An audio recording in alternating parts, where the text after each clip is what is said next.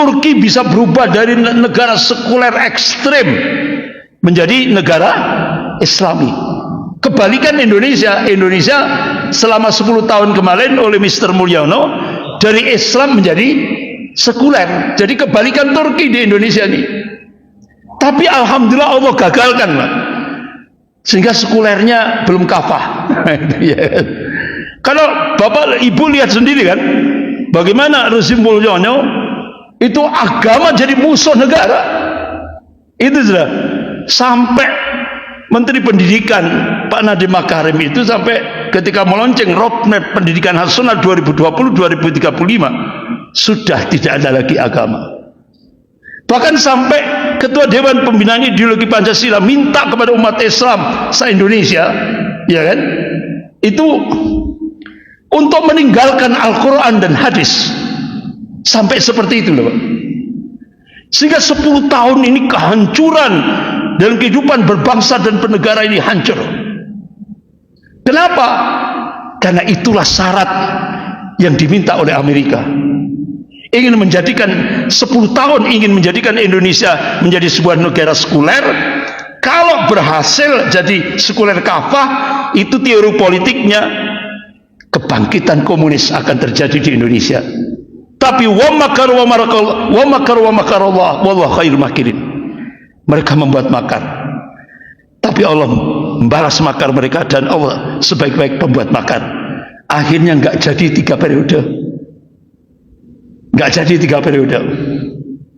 Bahkan sampai saya dapat info A1 dari ring satunya Presiden Prabowo, itu beliau melakukan operasi intelijen Sandi Yuda sampai akhirnya beliau pegang, sehingga akhirnya beliau rubah total, ya kan?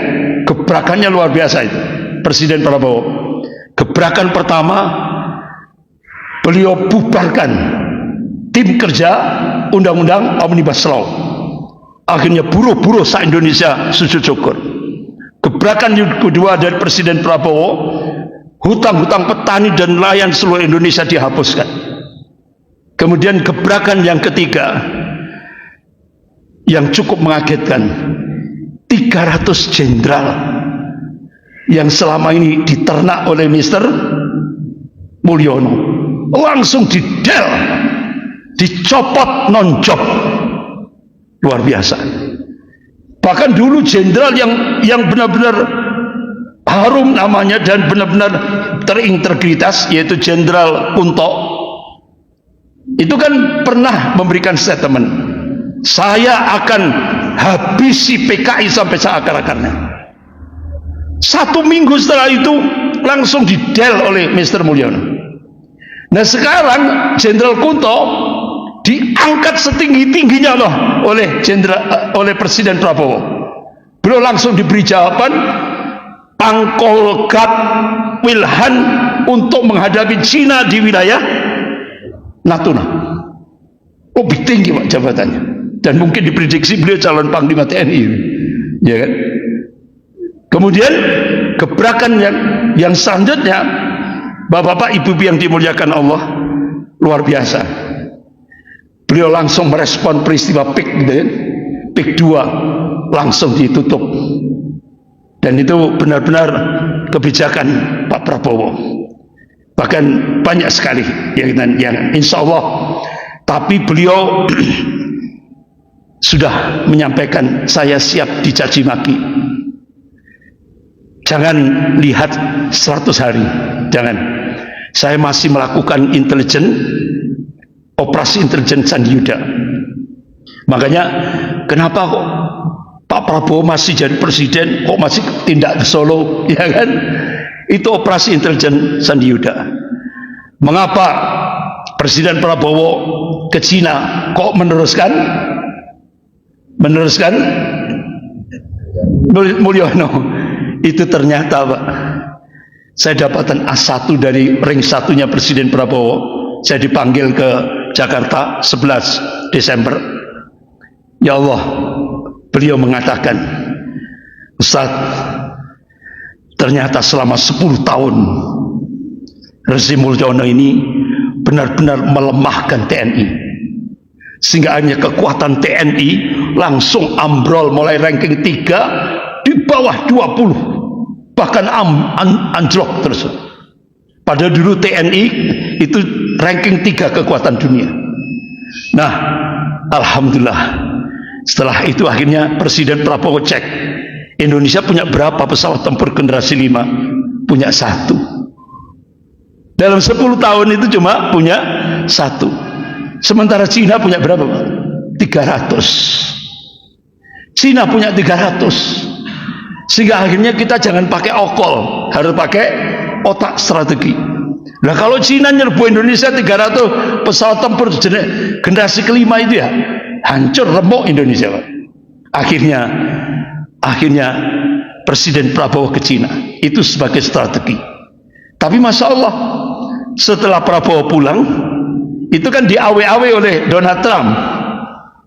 Monggo Amerika, Prabowo mengatakan siap, tapi syaratnya $1.5.000. Itu kan gila gitu kan.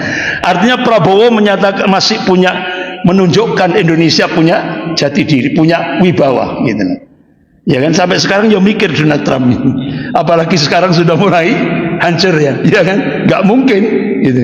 Akhirnya Prabowo ke Rusia. Alhamdulillah, Pak. Kenapa? Karena ternyata 15 pangkalan militer itu sudah Amerika itu sudah mengelilingi Indonesia. Remote-nya itu di Darwin, Australia. Jadi kalau sudah nombol remuk sudah Indonesia.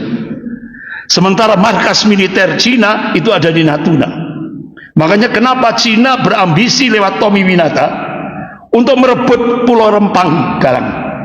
Karena ternyata di sana ada laut dalam yang bisa memudahkan kapal selam nuklir Cina, kapal-kapal perang Cina bisa merapat di sana untuk memperkuat Natuna.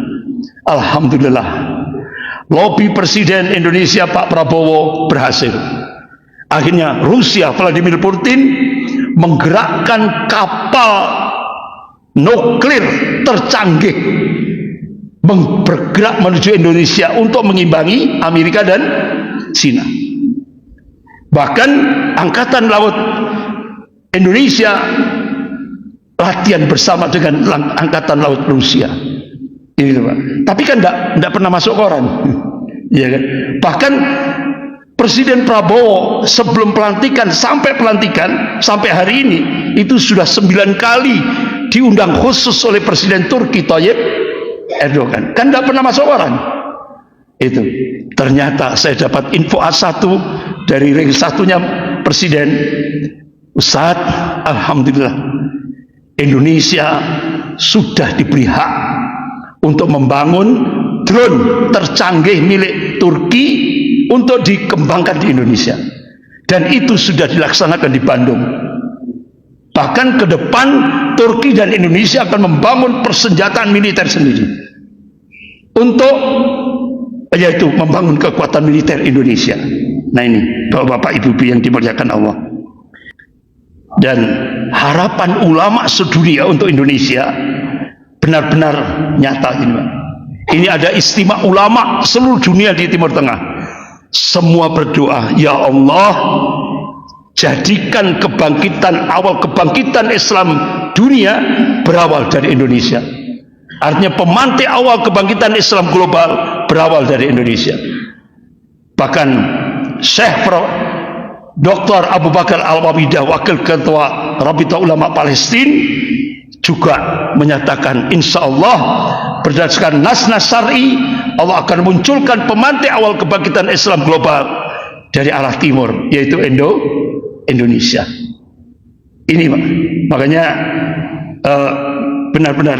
Nah ini ternyata diawali dari 212, yaitu 2 Desember 2016. Dan ini tidak ada, Turki saja tidak mampu. Seluruh dunia cuma ada di Indonesia. Bayangkan ini hampir 13 juta itu.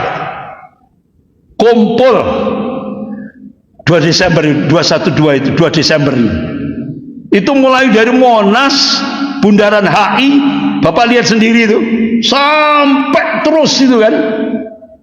Ya Allah, se-Indonesia, Pak.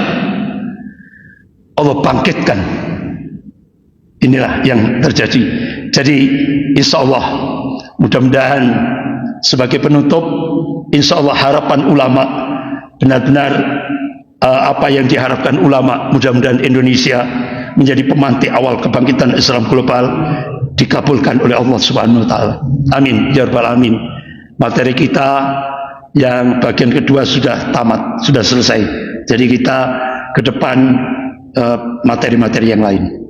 Sekian, mohon maaf agak panjang, lebih kurangnya saya mohon maaf. Kita akhiri dengan bacaan hamdalah dan doa kafarat majelis. Alhamdulillahirabbil alamin. Subhanakallahumma wa bihamdika asyhadu an la ilaha illa anta astaghfiruka wa atubu ilaik. Wabillahi taufiq wal hidayah. Wassalamualaikum warahmatullahi wabarakatuh.